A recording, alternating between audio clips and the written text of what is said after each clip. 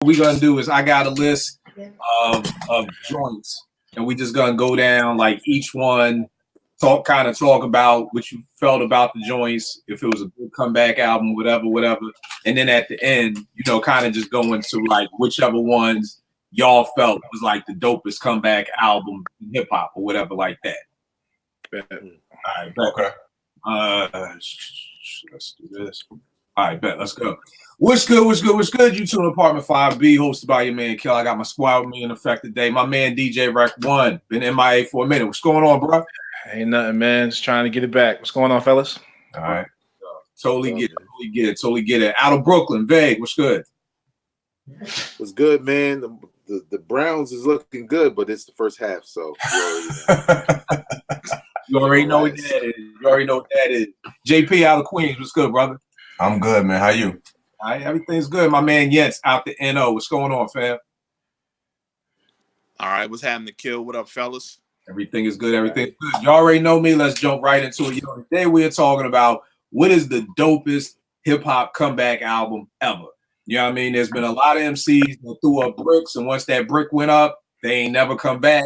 Then you got another group of MCs who may have had a brick there, here and there, but their bounce back game was crazy. So we're gonna be talking about, I think I got about 8 or 9 hip hop comeback joints. We're gonna talk about each one, what we thought of them, and then at the end we're gonna vote, or not even vote, but just see how people felt like out of all these joints, what was the dopest comeback.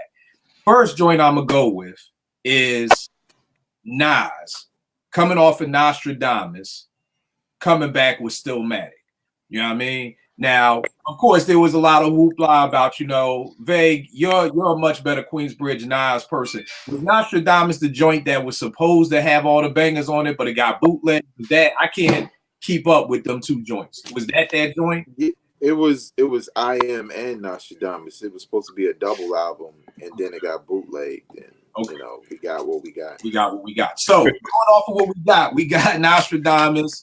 I had to look it up on Wikipedia because I don't even remember none of the song. The only song I remember is that You Owe Me.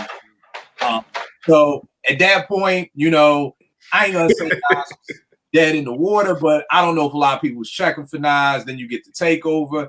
I felt at that point that Nas was dead in the water. Like I only know 2 mofos walking the planet Earth who was still even talking about Nas after the takeover. That was my barber and my man from Queensbridge, Shy.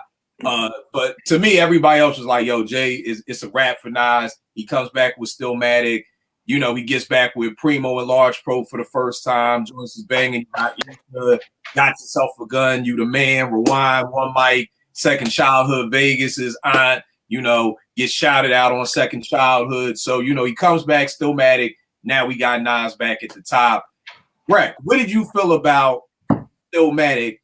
Did you feel Nas was dead in the water with Nostradamus? And then after the takeover, did you expect, and keep it funky, y'all, like, did you really, honest to God, think that Nas was going to bounce back the way he did? What about you, Rec?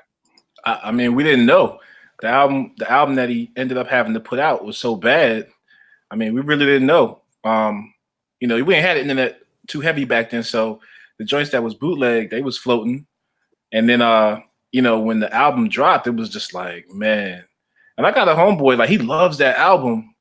But, man, we did not – that joint was not playing in my truck at the time, man, at all. I remember I got an early release with the Nostradamus joint. That was all right, but I don't know, man. When Stillmatic dropped, I was just like, wow, I was shocked because I didn't think he was going to be able to come back. I really didn't. I didn't know what was going to happen next. All right, no doubt. So – he comes back with Stillmatic. What are your feelings? Do you feel like he's back? For sure. I felt as though if you're gonna come back from an album that bad, that was the right way to do it. That was a great album for him to say, okay, well, hold up, this is what happened. Let me get back on my horse and get back to what I really do, because it felt like he had people in his ear telling him to do this, do that. With what was released, because I don't understand. Okay, if songs are put out too early, like, could he not catch that same vibe? Could he not get more beats from the same producers? Like, I don't understand that part of the game as to where he just couldn't go back in and just create more magic. You know what I'm saying? It just the two albums were so far fetched from each other. I would have rather just wait. I mean, I know he got to put these albums out, but I'd have waited the 2 years and just said, look, I wasn't gonna give you this trash. Let me give you this. You know? All right, no doubt. Veg, what about you? What are your thoughts on Nas? How would you feel about, you know, Nostradamus, the takeover, coming back with Stillmatic? Well, I mean, I had the bootleg joint that was supposed to be the album, and obviously, you know, like everybody know, that joint was like a classic, even though it was bootleg. Yeah. And I was iffy on, you know, I liked a couple of songs, but I thought it was okay. And Nostradamus, I thought was just complete garbage. Besides the fact that it had Project Window on there. Yeah. I liked You Owe Me because I was in the clubs. I'm big in the clubs. Yeah, in the clubs, You Owe Me was. Yeah, it was the joint. And you know, maybe like two other joints on there, but I thought it was just one of his worst albums, beat wise and hook wise. I thought lyrically he was still there. But the songs just weren't strong. And I know that there was a part of me that didn't feel like with Nostradamus that it was over. It just felt like he has a whack album now. You know what I'm saying? Because on the mixtape side of things, he was still spitting. And when the Jay-Z, you know, Nas Don't Want It With Hove happened at Summer Jam, he had a response that was tough, where he was going at the whole rock. So I knew he could still spit, but I didn't know if he had any left in the tank as far as the whole album. So when the takeover finally came out, even though, you know, given the relationship and all of that, when I heard that Nas verse, that Jay-Z verse against Nas, I was like, yo, this might be it. His last album was trash. This nigga Jay-Z breaking down his whole catalog. Like, Jay-Z and The Rock already, like, basically on top, kind of considered, you know, king of New York and all of that. I thought it might be over. But I was holding out because he didn't really respond like that. He just had a freestyle. And then when I heard Ether, like, you should have saw the smile on my face, man, because it was like, nope, he ain't going. This is exactly what it should be. And when I heard Stillmatic, I was actually surprised at how good Stillmatic was, because not that he wasn't capable, but it was more than I anticipated as far as what was dope. Because you're talking about having two albums that you dropped that aren't that good or up to the standards that he set, to coming back with something that was like, it just felt like he was back. And I remember being in, and you know, I was living in Baltimore, but I remember coming to NY when the whole Ether and all that was happening, and Stillmatic was out. Yo, it was all over the radio. Like, every Nas song was all over the radio. It was all in the streets. It was whether you hear somebody blasting Who's the Man or Second Childhood or Ether, it was dominating New York City. And Jay-Z felt that at that time, as you can tell through the interview he did or whatever. But I did feel like, damn, Nas he's back. Like, I couldn't believe it. You know what I'm saying? Because I really thought it might have been over with all of that I just said. So, right. Yeah. No doubt, no doubt. JP, Queens representative, what was your thoughts on the whole Nas situation? I think, you know, after it was written, man, and then I Am and Nostradamus, I was just like, I can't say I really written them off, but then I was like, yo, these beat choices are horrible. You know what I'm saying? That was the first thing that popped in my head. And then I noticed, I was like, he's using the projects for every album cover. Maybe he need to get off that. You know what I'm saying? Like, he changed his picture, but it was still the album cover. I mean, still the projects in the background. I see what he was doing, but I was like, something need to change. And I can't say I written them off, but I was like, he got to do something. And I think when I first heard, because I wasn't a big fan of Ether. I hated the beat. You know what I'm saying? And it was just like a bunch of name calling on that record to me. But You're the Man. When I heard that shit, I was like, yo. Yeah. And then I saw, you know, the album cover was gonna come out. I was like, okay, this might be something, and it was. So I was happy. I can't say I really written them off, but I wasn't like amped. You know what I'm saying? After those those two other albums, like what his next release was, until like I kind of heard "You the Man" and "Got Yourself a Gun." I was like, okay, he might have something here. So I was definitely impressed when he dropped Stillmatic. All right, no doubt. So for everybody, that was a dope comeback out. Like, Yeah, 100%. No Yeah. doubt. comeback out. No doubt. All right, next joint I got up. People try to act like they don't remember this shit. Even when I went to Wikipedia today, they tried to act like they didn't remember this shit. I went to Dr. Dre's discography, and it was like The Chronic, 2001. I was like, whoa, what happened to the Aftermath album? They literally had that shit under compilation. I'm like, nigga, every Dre album is a compilation. Right. Yeah, trying to erase it from history. Even on Wikipedia. Yo, don't get me started on motherfuckers rewriting history. Kill started on Twitter because niggas is trying to rewrite history right now. But that shit wasn't even under there. So Dr. Dre presents the Aftermath. For folk out there who not know, Dre had an album out before 2001 after he left Death Row. Mm-hmm. The shit was whack. I mean, the shit was whack. Been there, done that. I don't know what that was. I don't know what the video was. Just a horrible album. But then he follows it up with 2001. We all know The Watch is still Dre. Explosive, which is one of my favorite Corrupt verses ever. What's the difference? That next episode, Forgot About Dre. What were y'all thoughts on the Aftermath?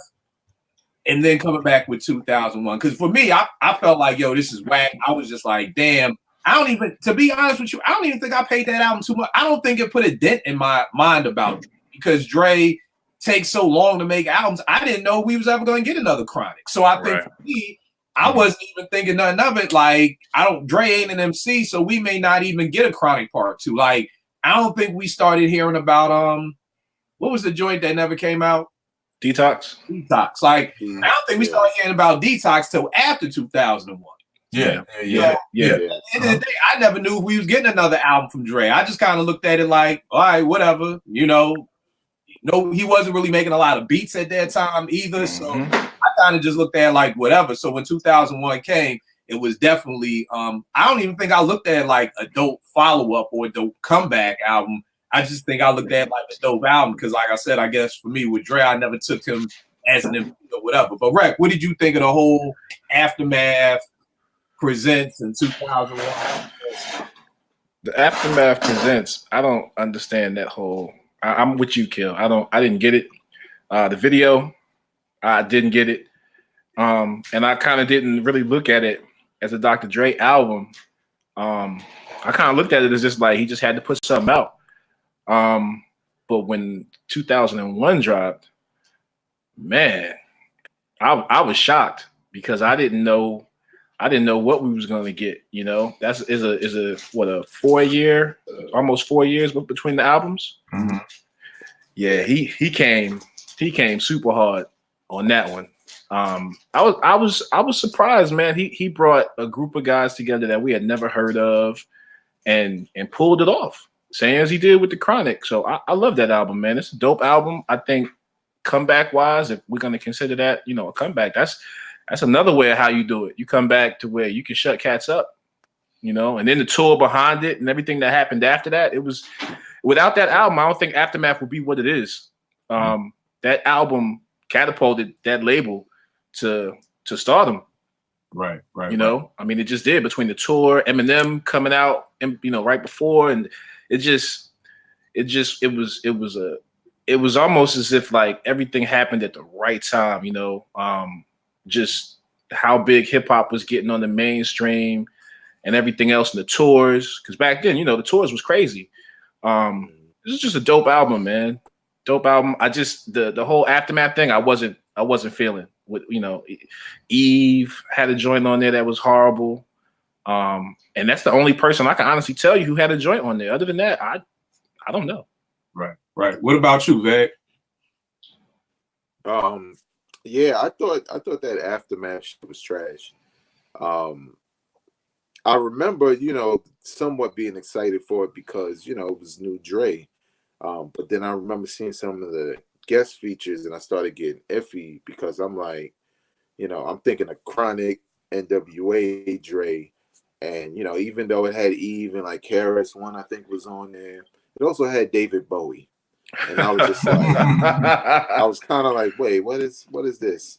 You know what I'm saying? So I think I kind of skimmed through it, and I was like, man, this is garbage. And I think I was giving up a little bit because of what he had done with the Firm album, then this, and though I liked Eminem, I wasn't tuning into Dre to hear any of those types of songs. I was looking for the West Coast, Yes. producer king. Yes. So when 2001 came out, I was actually really skeptical when it was announced, because I knew that Snoop and everybody was coming back. This is before the Still Dre single even dropped. So I was a little skeptical, like, oh, now he's trying to come back. I don't know what it's going to sound like. And I remember, Kill, you was the one who put me on, because I was kind of ignoring it. Like, whatever, The Chronic was years ago. There's other shit out now. I don't care. And I remember you told me, like, yo, trust me, this joint is hot, because we was at 88.9. And I think we was, like, in a production studio in the back. And I was mad, like, I ain't listening to that shit. Like, mad stubborn, like, I ain't listening to that shit. I know that shit trash. Man, when I listened to that album, that shit was like like a revelation, you know what I'm saying? Because I was like, man, these beats is crazy. Yeah. These songs, he got Devin the Doodle on here. That's when I first discovered him off of his first solo.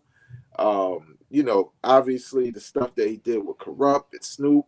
I heard that Still Dre beat. I was like, man, this album is ridiculous. This might be a classic. You know what I'm saying? That was a hell of a comeback, man, to really do something so different in that Aftermath compilation. Because I think it's more of a compilation because Dre rhymed less on it.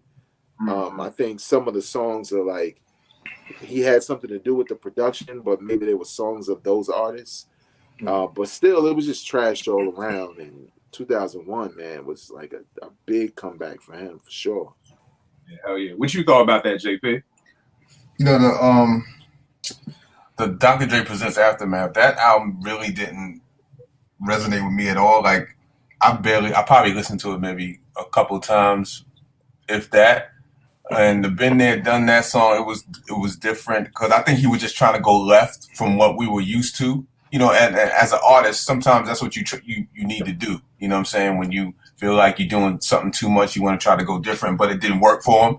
And that's the only thing I remember from that album was that single. But I don't think I really counted him out, because he was still doing, like, when did he do the Cubes or the Natural Born Killers? When was that? That was 95. That was 95? 95, okay. 96, around the time Friday came out. I think it was on the soundtrack. And what about the ring ding dong, that joint? That was the same time. That was for Friday. That was for Friday. That was one of the lead singles off of Friday. So I mean, as a producer, like, I always I hold out hope for people who I hold in a high regard. So I mean, when 2001 came out, man, it was just ridiculous. Like, I was just like, yo, this album is insane. And I was like, yo, this could almost rival the Chronic. Like, and who would have thought that? Because Chronic at that time, I mean, still now to this day, it was such a classic. But even then, it's so held in high regard.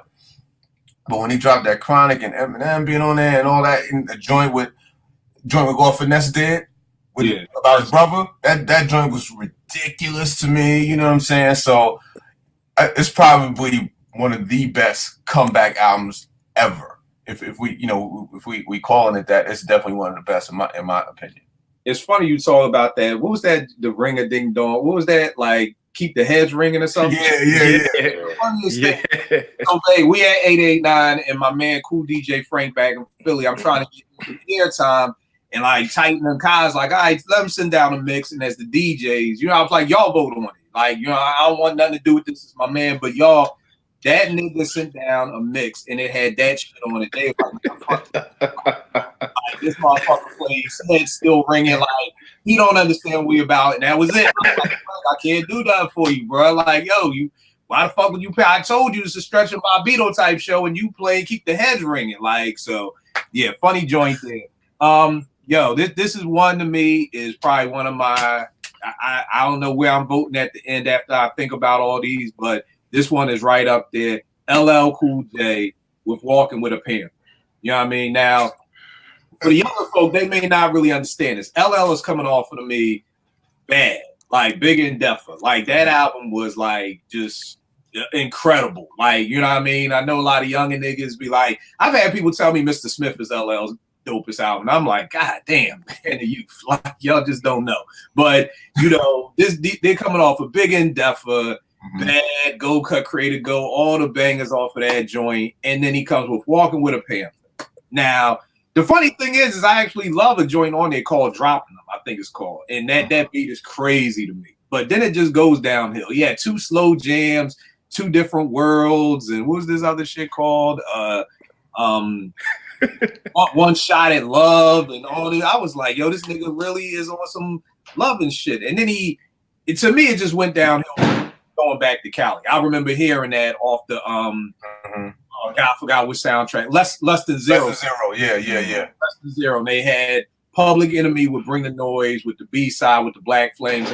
Somehow LL going back to Cali when there. And I was just like, yo, what? I don't know what this is. I don't know what this going back to Cali with this heavy bass. I don't know what's going on. And then he came back with I'm That Type of Guy as the lead single for Walking with a Panther. And then the cover had a fucking panther on it. I was like, it's just a bad look for L. It's just bad all the way around. And then I was like, I don't know what's wrong with this dude. Like, fuck him, I'm done with L. And then I heard the Jinglin' Baby remix that Marley did. And I was like, yo, this is crazy. This is the L I'm talking about. I don't know what that was. And to me, that remix must have put the battery in his back for him to connect with Marley. Because Mama Said Knock You Out. To me, that's a 5-mile classic. I listen to it still to this day. I love it. As much as I love radio and Big and Deffer, that would have to be my favorite LL album is Mama Said Knock You Out. It's crazy.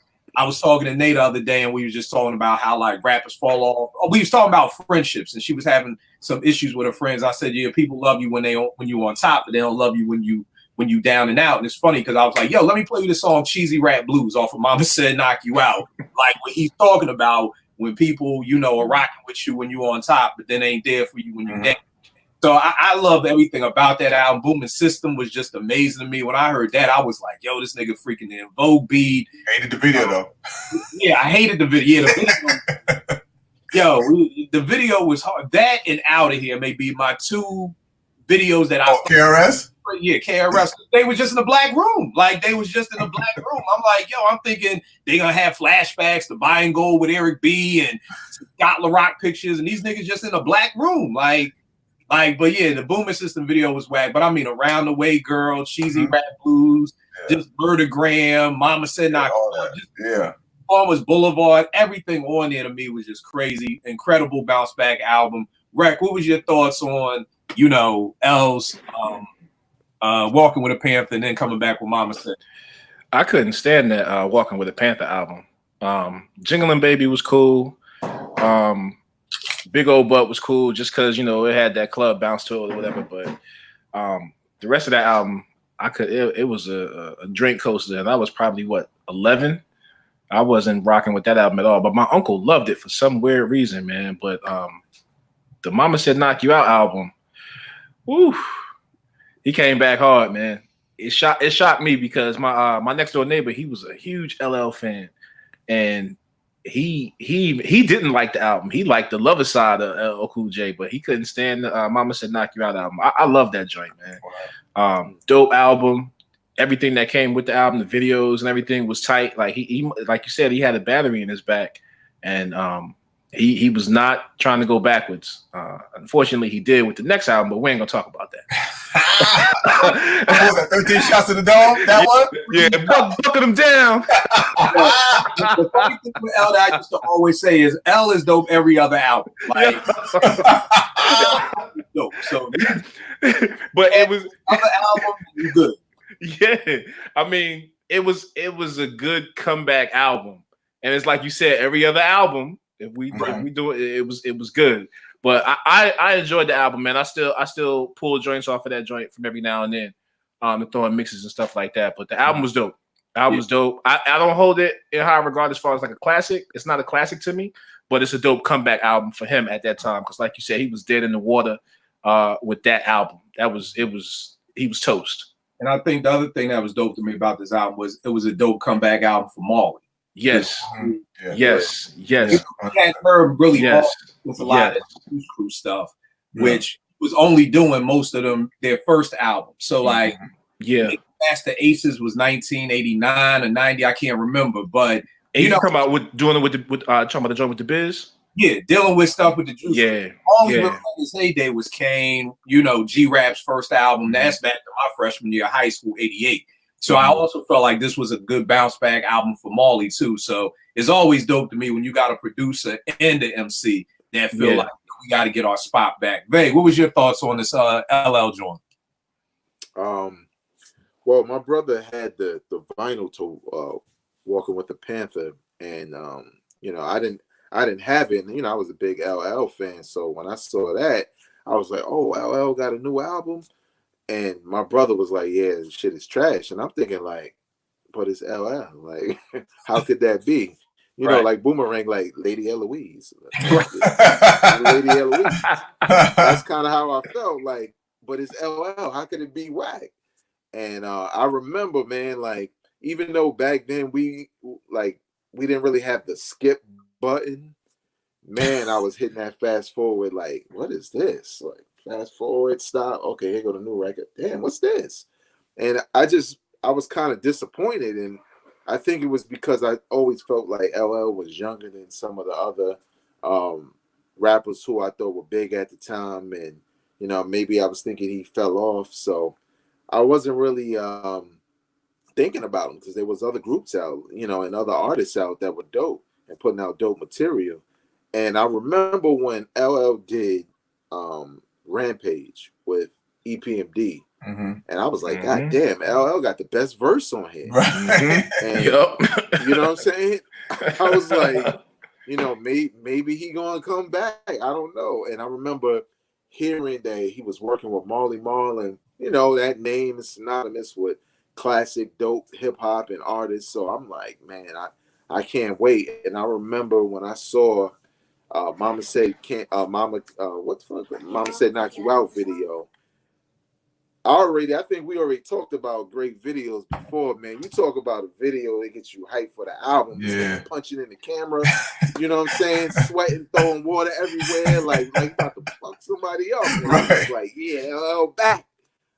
But once I heard the album, I was just highly surprised because I don't think he had released an album like that to that point where it was just everything was like hardcore hip hop, like everything. And his lyricism had stepped up. It was like he wasn't even the same dude that came out with My Radio. You know, he was like, he was there with the times as far as how he rhymed and his flow.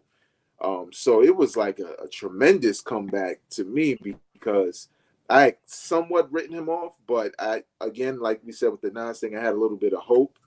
But yeah, once I heard that album and all them songs, and like in New York, they were playing like everything off the album. It just felt like, you know, LL is back. The ladies felt like he was back. You know what I'm saying? The dudes felt like he was back. And it was just it was a good feeling because, you know, this was a dude who I held in high esteem as a hip hop artist. Now with 14 Shots to the Dome, I felt like he was gone again, but then Mr. Smith came out and L was back, so it's what he does. In every other album, that's the MO. And it's funny you say that about hard songs because I felt like even Around the Way Girl was a radio song, but it was still hard as hell. You know what I mean? Like, dope. It was dope. JP, Quinn, what's your thoughts on the L situation? I never wrote LL off, and actually, I liked Walking with the Panther. Oh, okay. I actually like that album. I like Jealous. I like Nitro. You know what I'm saying? I like those songs. I like the original Jingle and Baby too. You know what I'm saying? So I never really, but I knew that album wasn't well received by the masses, and I understood it. But I enjoyed the album. So, and the funny thing is, you know, he knew it too because the first verse of the first line on Mama Said Knock You Out was "Don't call it a comeback." So he wrote that line because he knew what people were thinking. You know what I'm saying? So, but when he came with that album, I was just like, yo, this album, and my favorite joint on that album is Eat 'Em Up L. That song right there, Eat 'Em Up L is like, you put it on right now, that beat is so hard to me. You know what I'm saying?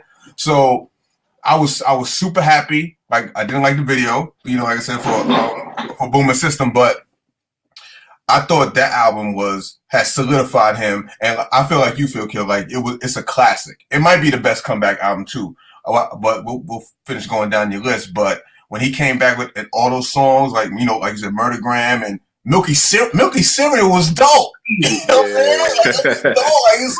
His lyricism was crazy. He has so much confidence in that album, man. Like, and you could tell. Like he was like, like you could tell he had a chip on his shoulder with that album, and he meant to prove something with people, and he really did. And that album solidified him. That was right at the turn of the new decade, the '90s. That's when that album dropped. So that was huge. That was a huge comeback album. The other funny thing about this joint was I almost funded was with the joint with Booming System when I heard it, because it's the first single.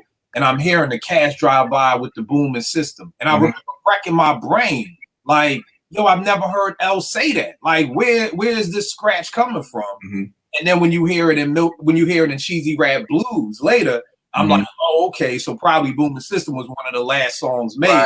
Right. Because I'm listening to Cheesy Rap Blues like Cash Drive By. I remember being like, oh, that's where. And keep in mind, it's 1990. I'm in 10th grade. I'm 15, 16. I don't understand how the recording process happens. I'm just like, yo, that's so dope, because I'm racking my brain like, yo, I know every L song. Where's this Cash Ride By with the Booming System coming from or whatever? So I thought that was dope. And then, like y'all said, and even like Vague made a good point, you could kind of hear that L was getting dope, because I remember Illegal Search, we heard that before the album. Right. Illegal Search was fire. Illegal Search was crazy. You know, what else was on here? To the Break of Dawn. You know what I mean?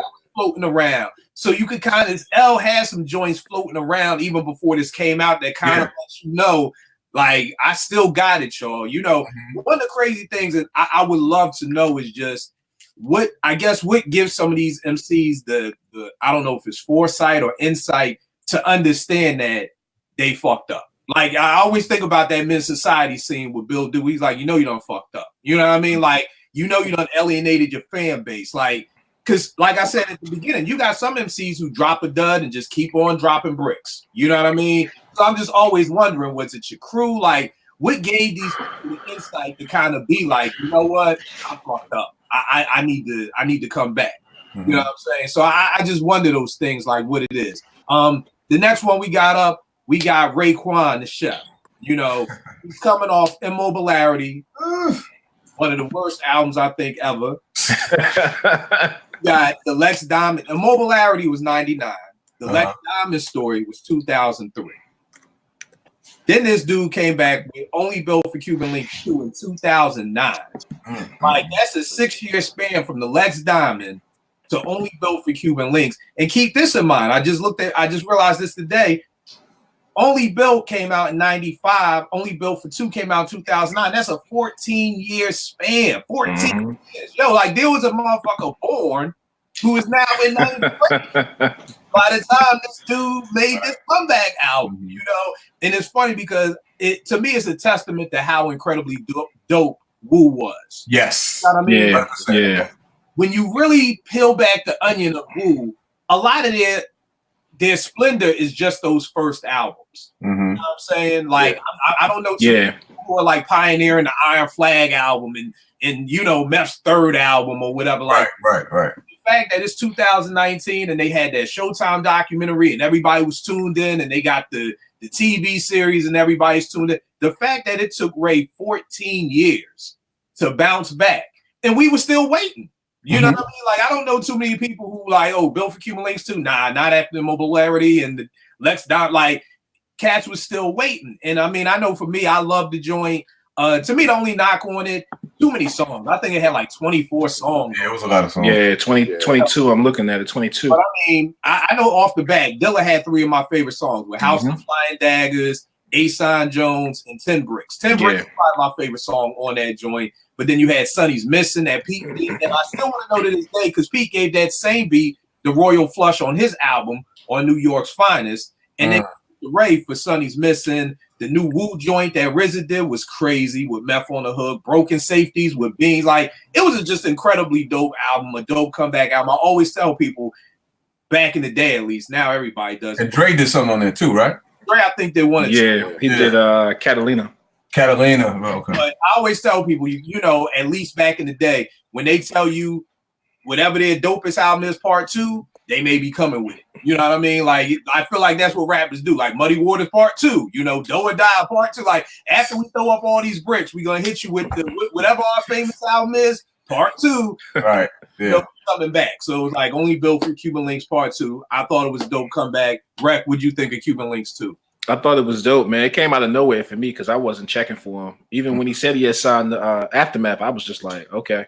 I wasn't checking for it. The only reason I checked out the joint before that was because my man had a joint on there. He had a track on there.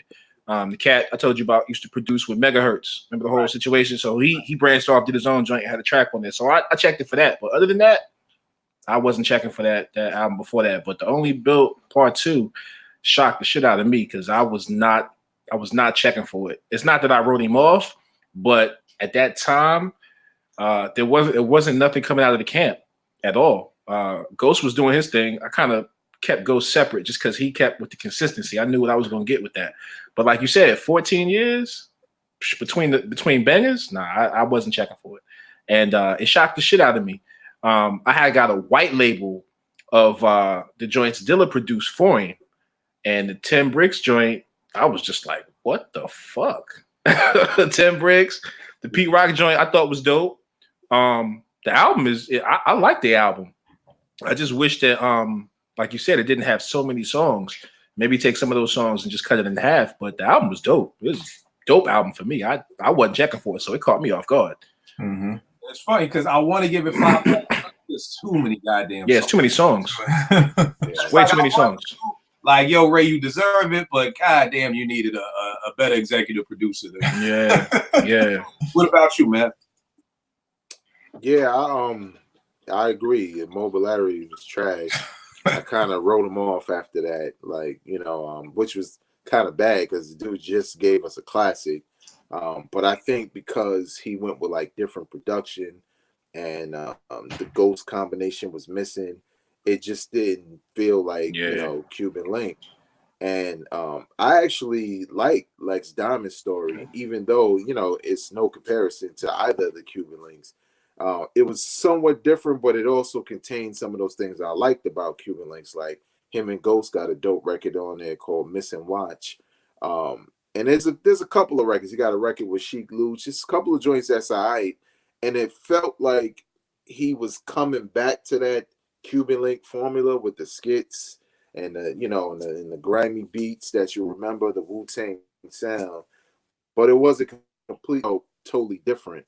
And I remember between the Lex Diamond joint and Cuban Link 2, he had been said he was doing Cuban Link 2, but his record deal situation kept changing. Like Rex said, he wound up on Aftermath. That was the last place he was before he left there and then finally dropped Cuban Link 2.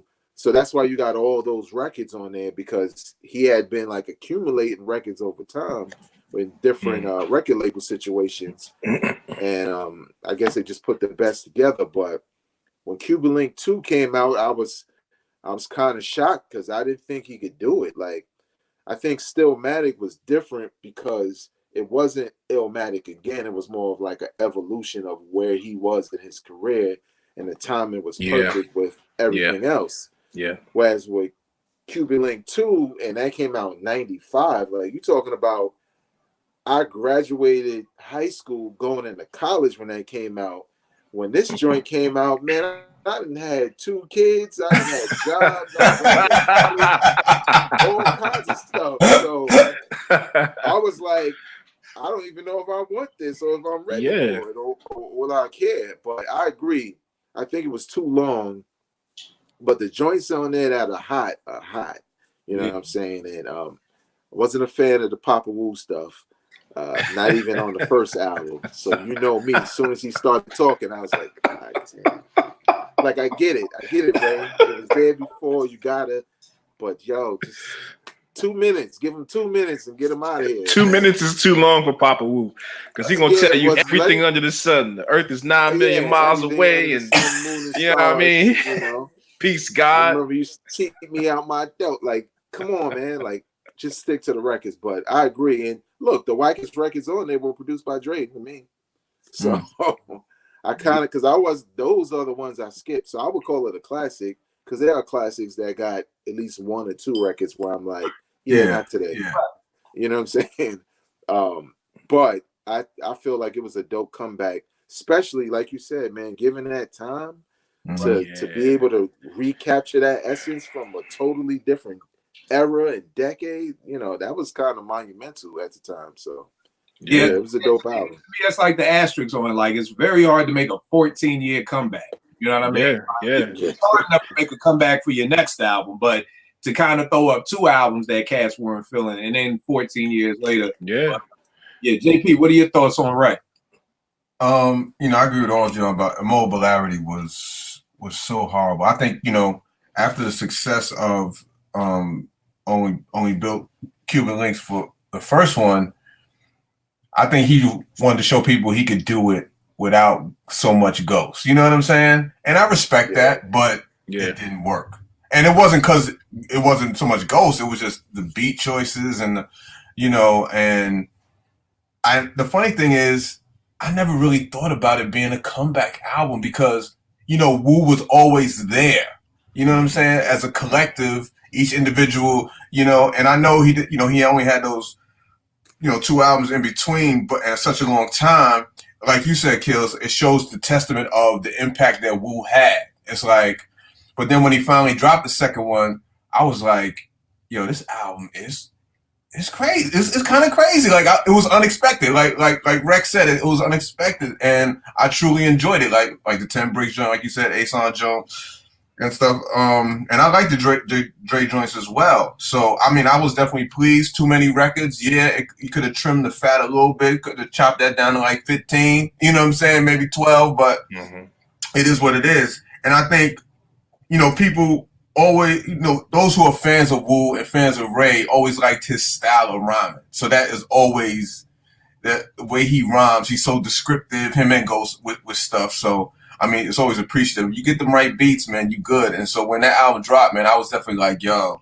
he did enough. I mean, it ain't like the first one, but it is a great follow-up to, it's a great number 2 to Cuban Links. So I definitely appreciated that joint. All right, no doubt. Next one, Vague hit me with this one. Jay-Z coming off Kingdom Come in 2006, which a lot of people say is Jay's wackest album. And then following it up with American Gangster 2007. To me, it's a 5-mile classic. Yes, I agree. And to me, and Rack, if I'm not mistaken, you don't like American Gangster. Nah, man, it's not that I don't like it. All right, my bad. Nah, we did a show before, and I listened to it, but I didn't hear it. And White Man Can't Jump reference for those that don't know. I didn't hear it. So we had that conversation that night, and you said, "Yo, you gotta listen to it." I rode with it probably for a minute because at that time I think I still was in Kentucky when I drove here to Houston. I rode with that album. I like that album. Okay, I do. I had to take a seat back and listen to it for what it was, and it's a dope album. All right. So I know when I'm wrong. I can admit it. The funny thing is that I don't notice, and JP, we talked about this a little last week. I don't know what it is, but whenever I want to hear Jay-Z, I pull that out. But if you ask me what's my favorite Jay album, I'll tell you Reasonable Doubt in a heartbeat. But then I have to question myself, then why do I pull American Gangster whenever I'm like, yo, I'm in the mood for some Jay? But neither here nor there, just something that I got to figure the fuck out. But I thought it was an incredible bounce back album. Kingdom Come, I kind of like, Jay to me was always like up and down. You know, I've never been a club dude, so I know for folk who hit the club, Jay always had the club on lock. You know what I mean? So there's always to me that asterisk that like, I'm not a club. I'll never forget my man Gnu, who's been on the show, when Red dropped There's a Dark Side, he came through my crib at Morgan. And I was like, yo, it's cool. He was like, yo, you don't smoke weed, do you? I was like, nah. He was like, oh, okay, that's why the fuck you don't.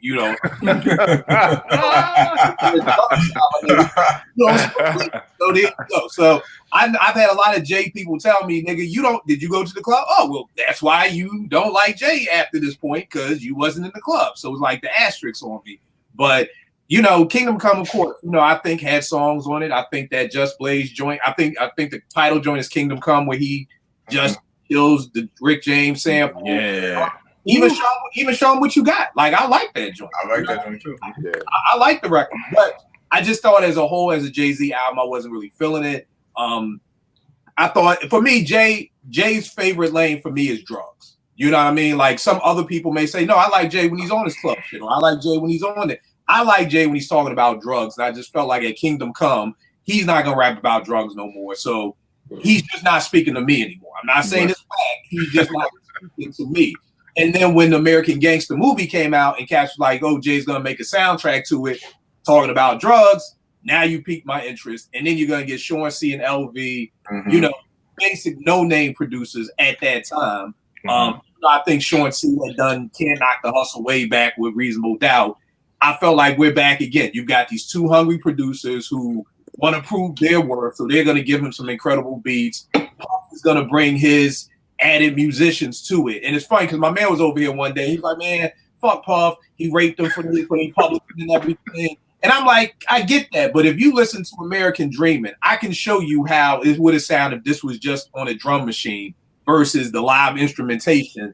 That, and maybe Puff didn't do it. I ain't saying Puff did it, but Puff got somebody in there to make that song sound even bigger. Like, if you listen to like the first 10 seconds of American Dreamin', that's what it would have been just coming out the MP. All the other strings and the live drums that make it sound so big is the Puff bigger ear or whatever like that. So I thought it was a great comeback album. I love American Gangster. It's 5 mics to me. It was finally the Nas J collabo that I've been waiting on. Yes. You know, I really didn't feel, what was it, Black Republicans, you know what I mean? Like, Success was crazy. I felt like Nas may even taking a shot at Jay on the joint with the best friends want to be, my enemies want to be my best friends. Like, that's what's in, but I don't give a fuck, walking side lions. Then, like, I just felt both of them killed their verses.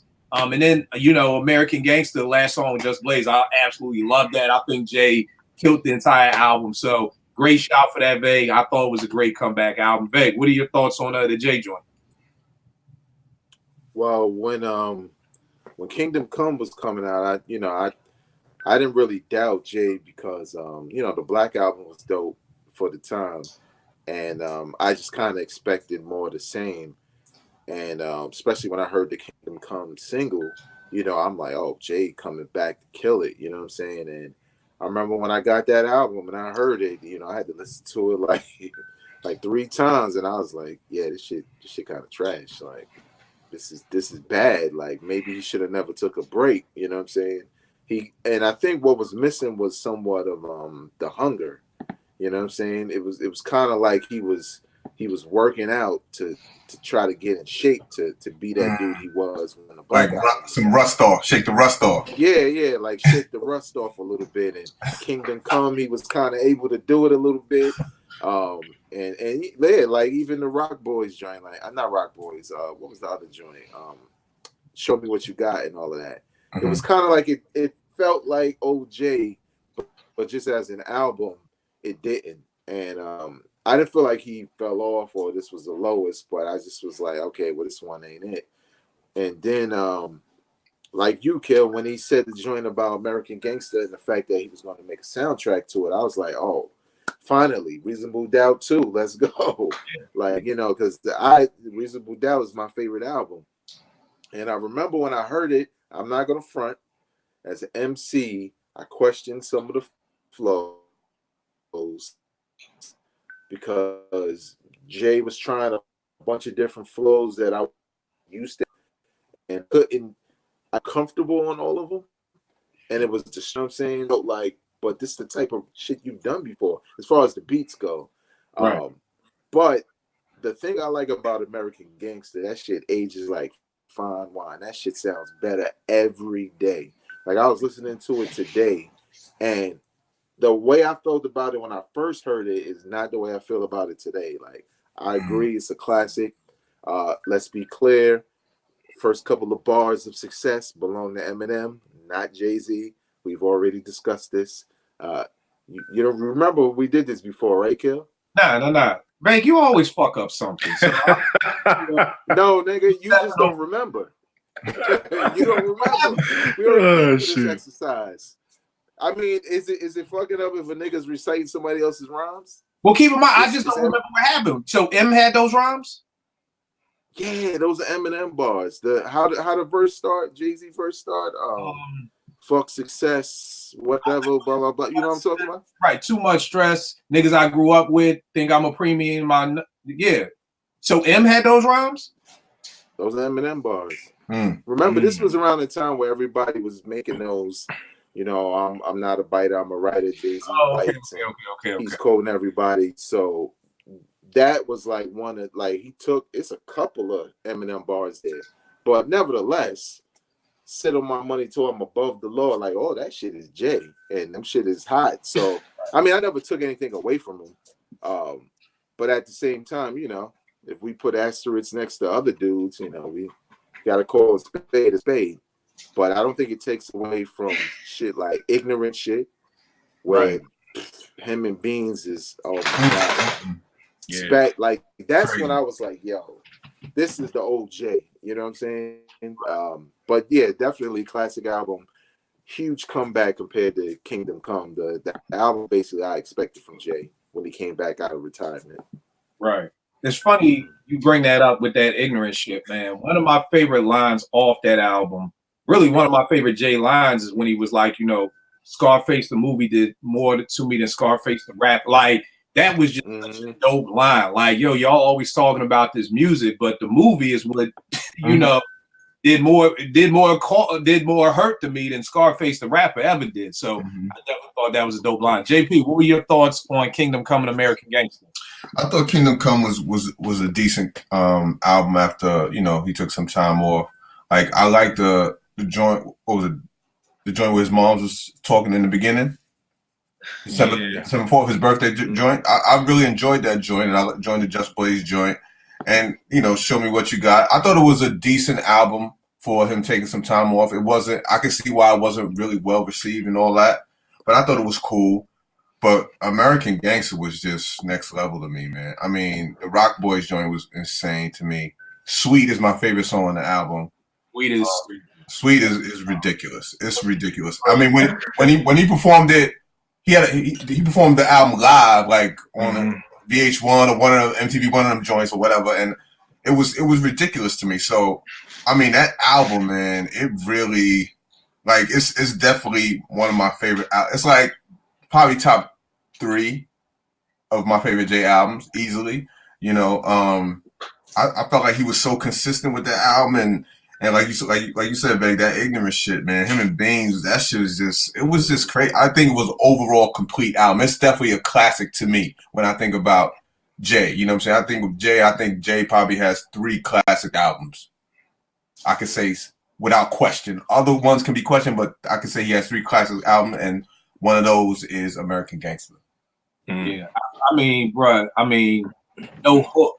Just, you know what I mean?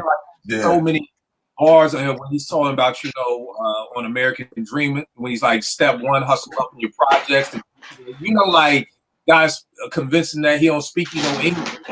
So, like, trips and your money is right, he's going to give you this time. And you're now in the game where only time can tell. Surviving droughts, I wish you well. Hold up. Surviving droughts, I wish you well. How sick of wealth, I wish you will. Like, I wish you insight so you could see for yourself. Like, I'm like, God damn, like, where was this Jay on Kingdom Come? Like that's where I'm like what? See, I think Kingdom Come was a radio album gone bad. Okay, that's what I feel like, because I felt like that album was pushed on us from a standpoint of the fact that we heard a lot of these joints on the radio. You figure off that album, we heard 3 or 4 singles. You know, between the DJs playing it or between that's what he released. I felt like he was trying to push that on us. It wasn't organic. You know what I'm saying? Like, between the listener. And one of the things I realized just listening to Kill, you know, tell me, like, you got to go back and listen to it. That American Gangster was organic. Like it was what it was. You didn't have to force that on anybody, because Rock Boys is a single. I know it's not a single, but it's played like a single, right?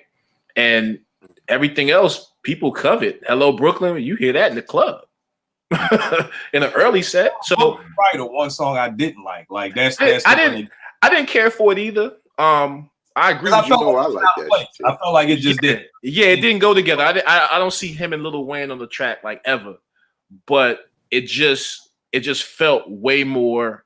The whole that album. When I went back and I listened to it, I said, okay, I see what Kill was trying to get me to understand. It felt way more vintage in his pocket. I just felt as though the Kingdom Come album was just like, all right, I'm about to go on vacation. Let me just drop some joints, make sure I get my radio play and keep it fucking moving. That's really what I felt about the album. I bought it, and that album, I don't know where it is to this day. Yeah, and I mean, we gonna say back? No, go ahead. I got one correction for something I said. No, I was gonna say like even the no hook where he's like, fuck the Haven.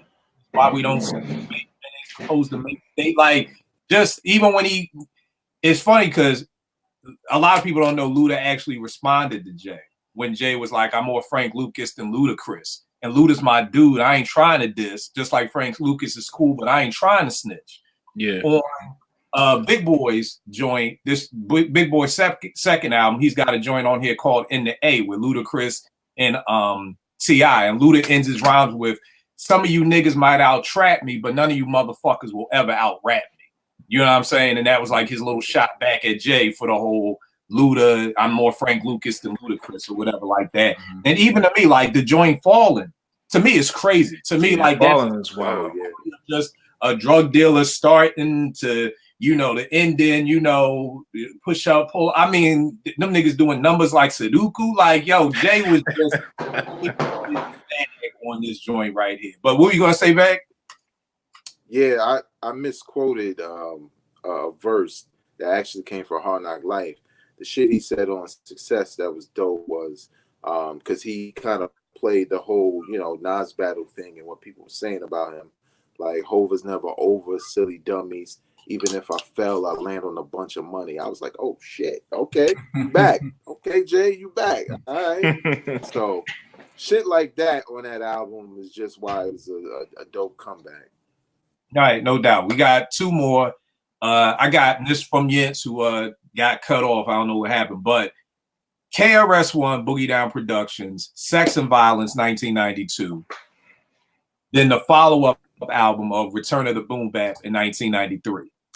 Sex and Violence, I think I was done with KRS after that. Like, I think for me personally, I had probably been done with KRS probably after the Blueprint. You know what I mean? Like, I wasn't, to me, criminal-minded and by any means KRS, he just wasn't the same for me. Production-wise, even bar-wise, as far as an album. Like, again, I'm old. I'm used to putting in an album and enjoying the whole album. Now, of course, Sex and Violence had Love's Gonna Get You. They had his albums had dope songs on it, but I mean, the album as a whole. By Sex and Violence, Duck Down to me was whack. I was like, this just sounds like you yelling at me. 13. You didn't like Duck Down? I like Duck Down. 13 and Good is questionable as hell to this day. And I'm like, yo, I still don't know. I'm like, who was the engineer? Where was Child Protector? What the fuck was going on? The wildest part is they did a video. Exactly. They did a video for Sex and Violence. So, you know what I mean? So to me, KRS, I had stopped checking for KRS for years, but when I heard Return of the Boom Bap, once I heard he was getting with Premier, you know what I mean? Because my biggest knock on him was just the beats. I'm like, these beats aren't dope. You know what I mean? And which came out a while ago. I think it was D-Nice on the God Bless the Dead Combat Jack podcast. He was saying how D-Nice did a lot of the tracks on By Any Means. But KRS had never given props for him. And he was saying how KRS had just did a show, I think, at SOBs. And it was the first time in his life that he ever saluted D-Nice for doing them tracks. Wow. You know what I mean? So I think a lot of these KRS albums became Kenny Parker albums. I was never a big Kenny Parker fan as far as a producer. So to me, it was just always, he needs better beats. And to me, you can't come with better beats than in 1993 DJ Premier in the showbiz. You know what I mean? So, I mean, Out of Here is crazy. I mean, to me, he had two anthems with Black Cop and Sound of the Police. Right. Those were two anthems, like straight up and down. I Can't Wake Up was crazy. The P Is Still Free, Out of Here. And to me, one of my favorite hip hop intros ever, KRS-One Attacks. Like that, the way that album just said, you hit play and That's what I love about albums. I don't want to hear you talk for 20 minutes. I just want to hear play and hear a beat. And the whole Remember, Criminal Minded, rocking beats, be like just the whole. It was like, this is KRS, and then it goes straight into Out of Here, and then to the Black Cop. It was just like, yo, this is what I'm talking about. Incredible album, comeback album to me for KRS, because like I said, to me, he had been dead in the water for the past 5 years. JP, what are your thoughts on the whole BDP KRS thing? I think after By Any Means, I was, Edutainment was, and then like I wasn't really checking for him. Sex and I don't even remember that shit, to tell you the truth. I remember 13 and Good, unfortunately, but like I would have to go back and listen to Sex. That shit, Sex and Violence. I can't really remember it, but I do remember Return of the Boom Bap, and out of that beat alone. That beat was just so crazy. It was just a headbanger. It was like, oh, okay, that's what we doing. And Black, like you said, Black Cop was like an anthem. That was with everything that was going on at the time, still going on now. But it's like he really spoke to. And like you said, the beats was hard. Primo did a lot of the joints or whatever, so it definitely had an effect. And I was like, okay, KRS is trying to do something real serious. So I definitely have to appreciate that. I got to give him props on that one. No doubt. What about you, Rack? So, Sex and Violence, right? I like Duck Down. I actually like Drug Dealer, and I liked We In There. I just did. Yeah, We In There was dope. That was dope. I like those 3 joints off that album. I bought the tape. You know what I mean? I like those 3 songs. But the rest of the album, like you said, is very questionable. It was, I don't know. Now, Return to the Boom Bap. Sophomore year of high school. That album for me, I play that album at least once every 3 months to this day. I've never taken that out of my steady rotation. Everybody got that one steady rotation of albums when you get tired of what's out and you're like, let me go to my shit. Right. That is one of the albums. Matter of fact, that I forget what it was, but it was a ringtone of mine. Like I love that album. When I do mixes. Can't Wake Up. I love the beat juggle and play around with that joint. Just that bass line. Everything about that album is what was needed at that time. Another thing cats forget, man, that album had a lot of commercial play on it, man. It was in movies. And it spoke to the people. It just was one of the dopest albums of its time. And if you haven't heard it, shit, you need to smack yourself. Like, matter of fact, the album was in black and blue. At the end of the joint, when the movie goes off, they playing Black Cop.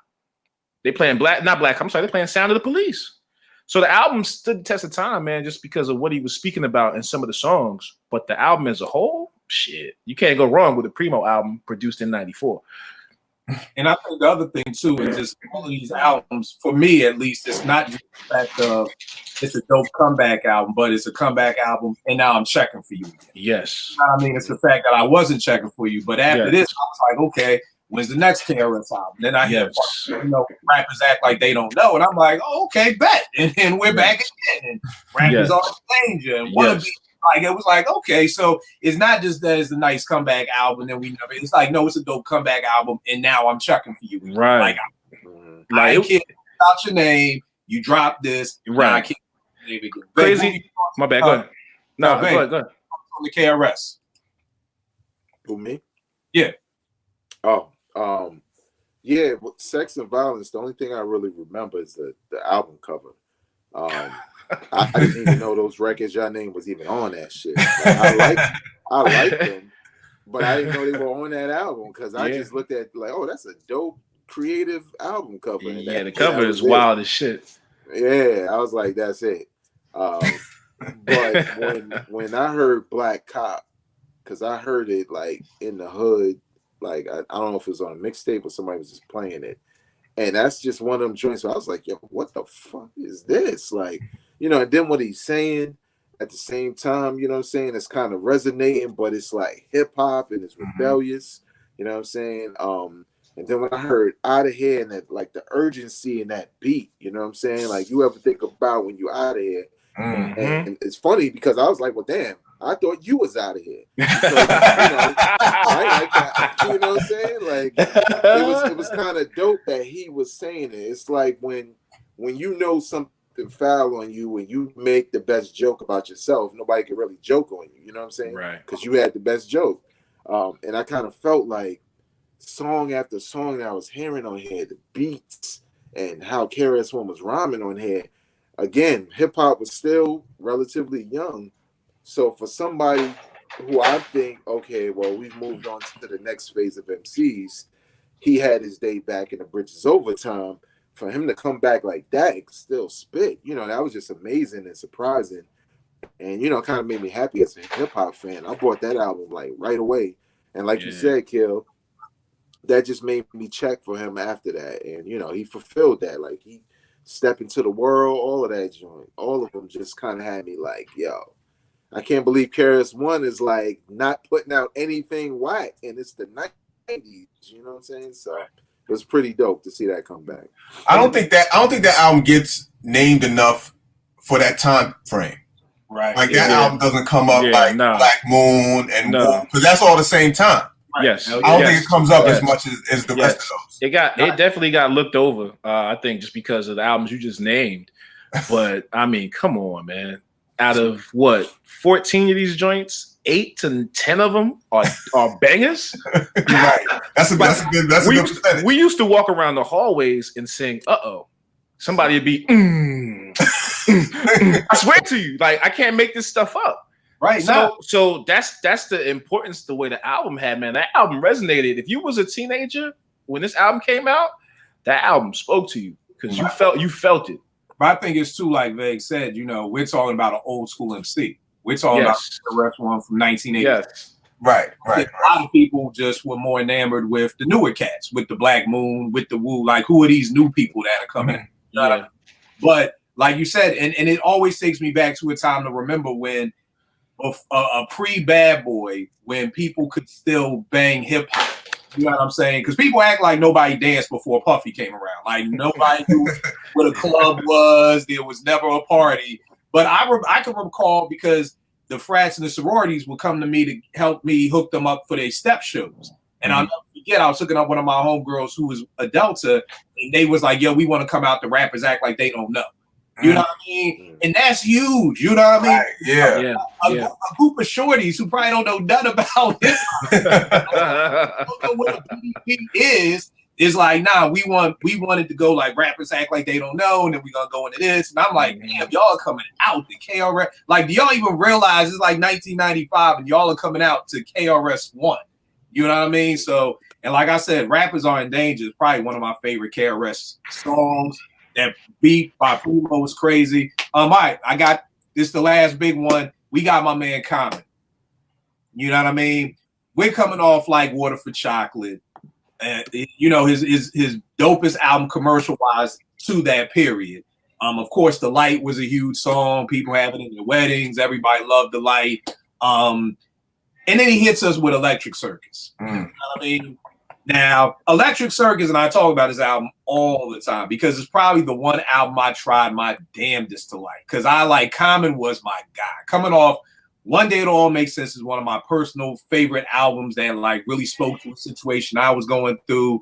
To me, Resurrection was incredible. One Day It All Makes Sense was just, like I said, a personal favorite to me. Like Water for Chocolate, y'all know Dilla's my favorite producer, so Dilla doing 80% of that. Time was in his bag. This Electric Circus, I tried numerous times throughout the years. Like, I probably gave up about 10 years ago, but I mean, I would revisit it like every season. Like, let me try again. Like, I want to like this album because this is my guy. But to me, the album was just whack. We all know he got with Erykah Badu. Again, for my opinion, the difference between him and Dre was hitting it, Common wasn't. So, you know, Dre got better, Common got whacker. I guess you got to get something from Erykah to, you know, blossom into your full self. Common just didn't happen. Because this nigga's having videos talking to deaf chicks in the window. It was just horrible to me. Like, this was like horrendous on so many levels. This nigga pulls up in like a 74 Dodge Dart. He gets out in some crocheted sweatsuit and he's talking to some deaf chick. And I'm just like, God damn, this is horrible. You know what I mean? But then, and I was done. I was like, I'm done with Common. And then I'm watching the Chappelle Show. And, yo, tonight's special guest, Kanye West and Common. And they did the food, yo. I was like, this shit is crazy. Like My man Apex at the time, we used to work together. The next day, as soon as we walked into work, we both was like, yo, did you hear that new cop? It was like, yo, that was incredible. To the point that I remember they did a studio version and they put that on B. And people complained about it so much, like, nah, we want the Chappelle version because the studio version just did not have that same energy or oomph to it. And they had to put that on the album. I heard The Corner. I was like, yo, this is incredible. I remember I was in Cancun. T was pregnant at the time, and all I'm listening to in my Walkman or CD player, yes, before MP3s, was B, and just listening to it on repeat, you know, and every song on there I loved. And like I think JP or Vake said with LL, how he was like, yo, don't call it a comeback. Like that joint They Say, Common says, you know, he even says, yo, they heard The Corner, and he said, yo, that nigga's back. Like he knew he fucked up.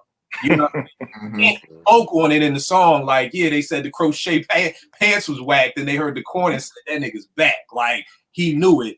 And again, I just think you're getting with a hungry Kanye at that time. You know, people forget at a certain time of point, Kanye was the dopest hip hop producer on the planet. Now we could debate on what years, but Ye was the guy. You know what I mean? If it's produced by Ye, I was all in. And I remember reading in the Scratch magazine, they were talking about the making of Go. And they said how they was just, and to me, it's the importance of hanging out. Like Ye was like, yo, me and Common were hanging out every day making this album. They said they had just come from seeing Ray. They was like on 100. They was hyped. They was like, let's hit the studio. And then they ended up making Go. You know what I mean? And I think that's one of the pieces that's missing in making music is hanging out with the person. You know, like going to a movie together. Like, yo, let's go check out this Jamie joint, see what Jamie hitting for, and being so inspired from that, hitting the studio. You know what I mean? So I think that was a perfect comeback album. B, 5 mics. JP, what are your thoughts on Like Water for Chocolate? I mean, Electric Circus. And then B. Yeah, that's Electric Circus was, because I know people who really like that album too. So I'm just gonna say Electric Circus was an acquired taste. You know what I'm saying? Like, because honestly, I think that EMC, that album was horrible. Yeah, that album was horrible. Yeah. You see, I need to listen to that album. I think I wanted to roof that album after I listened to it. But anyway, Electric Circus was, you know, the video with the signs and all that. I mean, I think I listened to that album maybe a few times. I was like, this is not for me. And I probably haven't revisited it in a while, at least maybe 10 years. But when he came with B, man, Testify, man, that record, man. In the video? The video was great. Like, I was like, but the corner was the first thing I heard, and I was like, oh, this beat is hard. And he had the Last Post on there. I was like, really? That's what we doing? The video was hard too. Like, so I appreciate the album as a whole. I remember banging the album consistently for when it first dropped. So that was definitely a comeback album for me, man. Common, I mean, the lyrics was tight. Everything was right on that album. So I'm gonna give him props on that one. All right, what about you, man? Yeah, I felt like you, like, you know, One Day It All Makes Sense was probably the first time I was like all in on Common. Like, you know, I was cool with Resurrection, but I wasn't a fan of his flow over the tracks on that album, or around that time. Like, obviously, I like the joints that everybody like Resurrection, and I used to love her. But I think One Day It All Makes Sense is when I got it. You know what I'm saying? And I really like What If He just stepped up his game, and the beats were dope, the verses was dope, and you know, I was just waiting for the next Common joint, and I should have known when I saw the sweater hats, and the bewildered look in his eyes every time he was around Erykah Badu. And it was so funny because if you look at those photos, look at Erykah Badu's face. She's looking like, I gotta find a way to get this nigga away from me. And then she went and got pregnant by the DOC. Right. Oh man. That's the wild part. You talk about losing. Like, not only are you basically falling off, the DOC come from out the 80s, from out the ghostwriting room, no voice, and fuck the chick you with. And you talk about in Essence magazines, you celibate? Not with a condom, but raw. Yeah, Shoot the Have club a up. baby. yo, I never thought about like that. So it was just all Vegas is around. wild. Nigga said the nigga don't got a voice. Yo. It was all around bad. It was just come straight slide through, and you know, Oh. like here you are dancing and stuff or whatever. They made a Boogie Lee dope record Farnsworth. together on the Brown Sugar soundtrack, but I Oh, think man. like when I first heard Electric Circus, like I wasn't with it, man. Like I just wasn't feeling it at all. I knew people who did like it, but it was like a couple of people. It wasn't really that many people, and I just didn't like the direction. I didn't know what he was doing. It seemed forced. You know what I'm saying? Like he was trying to do something different, but he was forcing it, and it just it made me feel uncomfortable to even watch him perform some of those records. I think he even had a video where he was like in space, and the space was on his fucking thick ass sweater and going through his hat. I was just like, who is this dude? Like, You wanna know You when know that what I'm shit started? I wanna say that was that the Ghetto Heaven remix. When he yeah, I think that's what so. started it. So that was the joint that was awful like water, but Yeah. West did a remix. And it was Yeah. horrible. It was horrible. But that Had what's old girl? that Oh. Erykah Badu thing, that's when it Yeah. started. Like I don't think it started during the recording of Like Water, but then because the Roots had one joint on One Day It'll All Make Sense all night long with Erykah Badu, and I think that's what Yeah. started.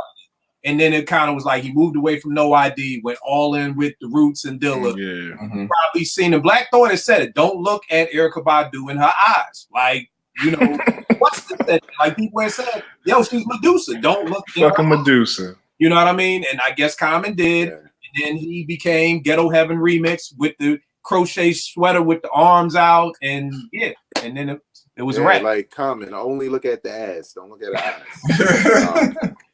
Don't. You know, everybody else did it. Even Jay Electronica did it. He even got out. There you go. That's she like the Madden What? curse for niggas. Yeah.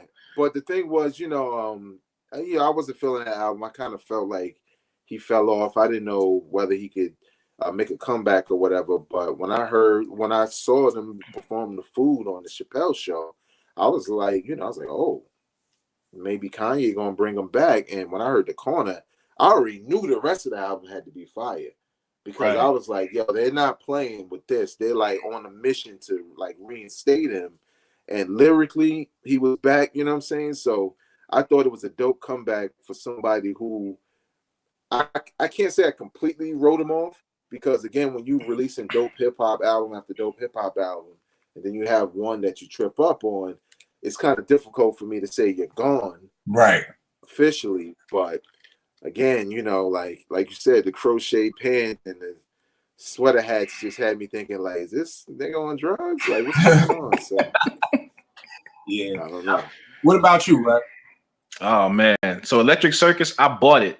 I'm still a Common fan, but I bought it, went in the Best Buy, I paid my, $15, $10, whatever. Get in the car, and I was like, what the fuck? Felt like I got beat. Straight up, I felt like I got beat for my money. You can't take no CD back, you know what I mean? So yeah, I never listened to that album ever since when it came out, and I listened to it, I was done. But for B, shout out to my man Derek Hodge. We go back like to 7th grade, man. That dude, he set that album off beautiful with that bass, man. If you don't know Derek Hodge, you need to get your head right and go check for him, man. The dude is phenomenal when it comes to playing this music, man. If people put on earth to do shit, and Derek know what he's here to do. The album is dope. There's no question about it. I don't need to fucking go into it 1,000 which ways. The Corner, I didn't expect that, regardless if it was Kanye or not. Right. And like Jay said, to have the Lost Poets or the Last Poets on it. Oh, come on, man. Come on, man. Go is crazy. Shot City. Come on, man. And then the scratches on that shit from a DJ standpoint. Come on, man. Real People. Yeah. And I'm not a big John Legend fan, but I even like They Say. Yeah. It just, the album, I know we're gonna get the voting, but for a cohesive album, and Kill, I think you might have hit the nail on the head. That's the lost art of albums. Producers and artists do not bond anymore. And this is a testament of that when you spend time with someone and you let that influence what you do and getting to know these producers and the producers getting to know these artists and what, you know, I mean, what's dope and coming together and doing this stuff. It's not there anymore. And if people want to go back and see what that does, they need to listen to this album because that is a testament of it. This is one of the dopest albums of the last 15, 20 years to me. And it's funny that you say that because I was saying the same thing. I got hyped when I heard Khan was doing Nobody Smiling. And it was like, yo, this is going to be about what's going on in Chicago and everything like that. And I said on the show at that time, like, yo, you got to go to Chicago. Yep. You can't make this album with you living in LA, shooting movies, and No ID living in New York, sending each other tracks. No, y'all niggas got to take 6 months off, go get you an Airbnb in Chicago, live there for 6 months, be at these funerals, be at these town hall meetings. Yes. Breathe all that shit in, then put out that album. You know what I mean? And to me, that's why that album sounds the way it sounds. You know what I mean? Because it was done with you on one coast, I'm on another coast. How the hell can I tell you about what's going on in Philly? I ain't lived in Philly in 20 years. Right. So if I want to talk about the violence going on in Philly, I'm gonna have to take 6 months and go stay in Philly and be in Philly and live that lifestyle and be around that to report back on that. So you're 100% right. 3 more quick albums. Sean P. coming off of Helter Skelter's Magnum Force, coming out with his solo Monkey Bars. You know what I mean? I remember my guy telling me, yo, Sean Price got a new album out. And I'm like, who's Sean Price? He was like, yo, the nigga Rock. I was like, oh, the nigga Rock. He was like, no, the nigga Rock. I'm like, the nigga without the voice? He was like, yeah, trust me, it's crazy. My man told me Nas, the Untitled joint. And then bouncing back with Life is Good. You know what I mean? I wasn't a big Untitled nigga fan. I probably heard it once, never went to listen again. Yeah. And then somebody else told me Kanye's 808 and Heartbreaks, which I actually like. I know I'm the 0.1% of black people in America who liked it. And then bouncing back with my dark, twisted, beautiful fantasy, you know what I mean? Which was a huge comeback album. So out of all the stuff, so we've named LL, we named Dre, we've named Nas with Stillmatic, and Nostradamus, and Nas again with Nigga and Life is Good. Raekwon with Immobilarity, bouncing back with Cuban Links 2. Jay, Kingdom Come, American Gangster. BDP, Sex and Violence, Return of the Boom Bap. Common, Electric Circus, The B. Which ones would y'all say is the dopest hip-hop comeback album? Vay, what you got for me, man? I'm going to go with Stillmatic, man. I think because of what happened with I Am, what happened with the Firm album, what happened with Nostradamus, and then the takeover, the pile on, like it just felt like it was over because he had a couple of attempts at still being dope, and you know those albums and those songs wasn't hitting, and people were losing a lot of faith in him. People were, by the time Nostradamus came out, people felt comfortable saying, "I think it's over." Like he fell off because people were like, "Yeah, I Am was okay, but let's see what the next one is." And like Jay said, you know, the album covers being the same, and you know, you're a kid, then you're a man, and then you're now you a pharaoh. You're a fucking pharaoh, then you're a Jedi on the last shit. Oh man, you're a Jedi on the last shit. You know what I'm saying? So it was just kind of like, all right, nigga, all right. You know what I'm saying? But it kind of felt like it was something that we liked and it's run its course. And Jay-Z's on top, and he's just shitting on him, and his whole history is done. You know what I'm saying? And to not only come back with a battle rap that worked, you know what I'm saying, and to have songs to back it up to show that not only could he still spit, but he still made great records. That showed he had progressed since Illmatic, with coming back with something like Stillmatic. I think one of the most underrated parts of that album is the intro, because he cancels all that shit, letting you know this is not Illmatic Part 2. This is not Esco. This is a new man. This is what it's going to be, but you're still going to love it. And again, the energy that was behind it, like being in Baltimore and having everybody playing that album and gloating about it and how dope it is, and then coming home to Brooklyn and the same energy is there in the whole city, like going to clubs and all of that. Like, Got Yourself a Gun, that shit was rocking in the clubs. And you know, that ain't like a dance record, you know what I'm saying? Right. Nah, but them harps come on, that shit go crazy. Yeah, it just kind of felt, and again, like maybe 2 minutes before that, everything was about Jay-Z and Rockefeller on the radio in the club. So for him to kind of come back from a battle where it felt like it was him versus a label and have two subpar to whack albums, and you know, people kind of lose faith in him, I think it brought him to where he is today in a lot of respects, that we still pay attention to him. It gave him a second win, basically. So I kind of feel like that was the greatest comeback for a couple of reasons. All right, no doubt. JP, what you got? Oh man, this is tough, man. I mean, Vague makes a great point, especially because Nas had 2 albums in between it was written. You know what I'm saying? So that was a nice long lull, if you will, valley. But I think my heart is telling me I have to go with Mama Said Knock You Out, man. LL, like, because you know, like I said, from the first line, he was like, "Don't call it a comeback." And like I said, I did like Walking with the Panther, but I know it wasn't well received with the masses, and people were not feeling that album at all. And Booming System was the first single, right? Before Mama Said Knock You Out, right? I think so. And that was no up-tempo record. Nah. You know what I'm saying? And for that and it was hard for a first single, you know what I'm saying? I mean, the video was trash, but the single itself, the song was hard. And I felt like out of all the albums I felt like Mama Said Knock You Out might have been the biggest record besides 2001, like as far as success-wise. You know what I'm saying? So I gotta go with LL Mama Said Knock You Out, because I feel like the song, like, he came up with the hard joints, he came out with the Around the Way Girl, the singles that was for the chicks and all, like, he had everything, dancing, jingling, baby, like, it made sense. It was a great overall album, so I'm gonna have to go with that. All right, no doubt. Rep, what you got? Oh, no, man, I'm touring, man. I got 2. I hate when Kill do this shit, man. What's your 2? Return to the Boom Bap, Okay. and B. But here's why. So B, he was dead in the water. You can't tell me he wasn't. That shit. he was dead. He was dead. Like, he was. Ain't no life support. He was 6 feet under. We had said the eulogy and then we left the funeral. He was dead.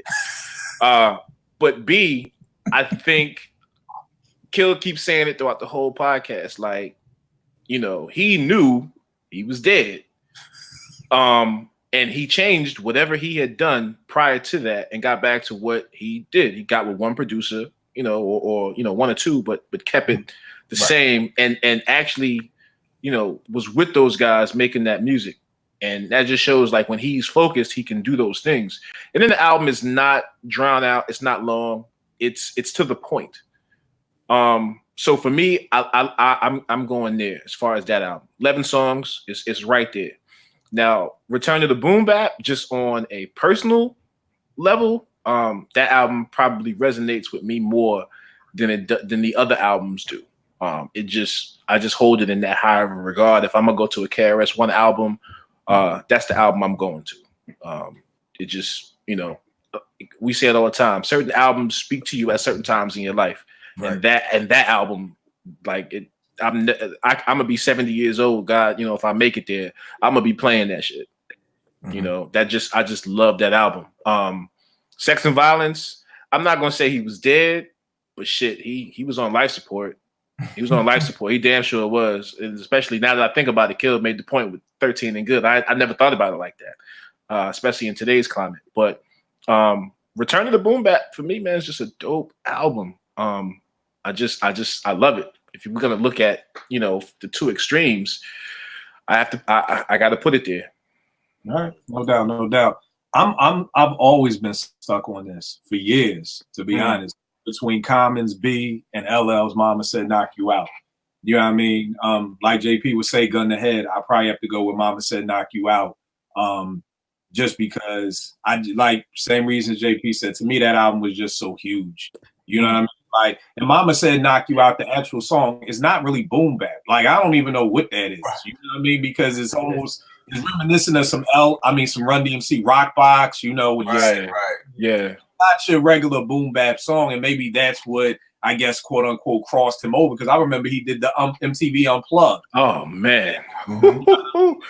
So that, you know what I mean? And again, I think for me it was the topics. It was the illegal search. It was the cheesy red blues. It was like you said, eat 'em up, L. It was a mixture of everything for everybody, but it was all hard. And I don't know if that's ever really been done to that extent. I know Biggie people from Brooklyn who love Big, but was like, yo, I hated that hypnotized shit. You know what I mean? Or whereas with this, it was for the radio, it was for everybody, but everything was hard. So gun to head, I gotta go with Mama Said Knock You Out, man. One of my favorite albums ever. And like I said, I came up on LL. In '84, I'm 10 years old when I Can't Live Without My Radio. And that was my theme song to my life, because I was stay getting on punishment. My mom's knew you can't listen to no music. Radio, yeah.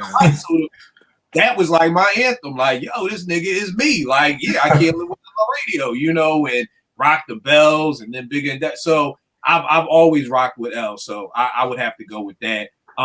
Before we go, yo, boom. This joint right here, Going Off. This is the story of the Juice Crew and Cold Show. Oh shit. Yo, if you want, I don't care who you are. Everybody should buy this book. I was about to say, if you care about the Juice Crew and Big Daddy Kane, you was around, you should buy it. Everybody should buy this book. Yo, I've taken so many notes in this book. I got a pen, a highlighter. Wow. This is the next book we're doing for our book club joint. So it's so much info in here that's just, from page 8, you will be like, I didn't know that. I didn't know that. Oh my God, let me highlight that. You can get this off of Amazon. Everybody's going on Amazon right now. Sure. Yeah. Go on Amazon, cop this. If you are into hip hop stories and the behind the scenes, just off the brick, one of the gems that's in here. I never knew that DJ Mark, the 45 King, did Big Daddy Kane's Set It Off. Word? Oh wow. Me neither. And that basically it was a remix he did for Public Enemy. Public Enemy didn't want it, and Kane took it. You know what I mean? Now it's hurtful to me because when I talk about Marley Ball, I'm like, yo, that nigga did Set It Off. Right. That's what I thought. And it's like reading this book. Reading this book is like hanging out with Vegas. It just everything you thought like your heroes just. It gets put to rest. Like, are you serious? Like, he didn't do this. He did the right thing. This is why I don't hang out with Vegas. Because do we get the vague smile and like I told you? I even like I told you. Try to tell him, man. Try to tell him. Shit be funny as hell. Money ain't real. Like this, which happens when you hang out with Vegas. And this is what this book is. Like another tidbit. What was something? God, Just bought it. Bought it. Appreciate you, Kill. Just bought it. Yeah, no doubt. I can't. It was a beat. Another dope story with me and the Biz. Master Ace. Basically, it was like, yo, Marley and Biz was beefing because Biz was like, yo, I don't fuck with you no more. And Master Ace was like, yo, we got the song, me and the Biz. I want you to do it. And Biz was like, yo, I'm not recording at Marley's house, so I'm not doing it. You know what I mean? Wow. And when the way that we hear the song, Master Ace did that, trying to demo it for Biz, to give it to Biz to say, hey, this is the parts, because Biz don't really write his rhymes. So Ace was writing the rhymes for him, and he just did it in Biz's voice so that Biz would be able to know this is where I want you to come in and do it. And Biz never was like, I'm not going to Marley's house. And he did not go to Marley's house. And this is how hey. So like I'm a hip hop fanatic like that. Wow. Y'all are into stuff about behind the scenes stories and things we never. I was telling Vague before we got on, we were talking about if bringing a record to if you're bringing a record to a session, are you the producer? And so for years, when everybody was like, "Oh no, I brought them records," but I'm like, "All right, Kane, but did you just bring the Emotions record for Ain't No Half Stepping?" And then Marley came up with the Heat Wave and the ESG and all that. Kane is like, "Nah, I brought all of that shit. Like I brought everything. I said, here are the 4 records I want to use. This is what it is." Ace is saying the same thing. Like, yo, we went to my mom's house. We found this. We got that. Like, It's so many dope stories in here. Easy Mo B talks about how he got put. Don't tell us the whole book now, man. If we're gonna read, what you got to do, son? Goddamn. What you doing? It'll be here Saturday. No, trust me. This book is 280 pages. I told you 4 stories, but you're right. Okay. Let me stop it. But yo, amazing stories. And just when you keep in mind that we're talking about Shan, Ace, G-Rap, Right. Kane, they even talk about the Jizza, you know, Big. Okay. Early And just jazz. all the behind the scenes stories of making all of their albums. And like it's the rise and the fall of Cold Chillin' Records. So it's a very dope, very dope Oh, I book. can't wait to read this. If you've never heard of the Juice Crew, still do your homework, buy the book, and check it out. Very dope. The book's $20. If you ain't got $20, man, slap yourself. Yeah. Just don't go to McDonald's. Don't get a Popeye's chicken sandwich. Just buy Yeah, there you go. good money with that. JP, give them all the information, good brother. Where can they get at you? Where can they buy your albums? On IG and Twitter, JPaz Music, JPAZ Music. You can go to the website jpazmedia.com. I just dropped a new free EP called Listen, and I got another free EP up on there called #Mood. So that's where you can get to that. All right, no doubt. Rec, give them everything, good brother. Twitter is at DJRec1. Instagram is the same. New mixes will be up probably, if not this weekend, on Monday. That's it, man. All right, Vay, give them everything. You can follow me on Twitter and Instagram at Vegas World INC. And you can check out my YouTube channel, the B-Roll Network, and the show That Time in Hip Hop. All right. And y'all already know it is with me, Kiddo889 on Twitter and IG. We'll make beats for food. I will check y'all next week, y'all. All right. Peace.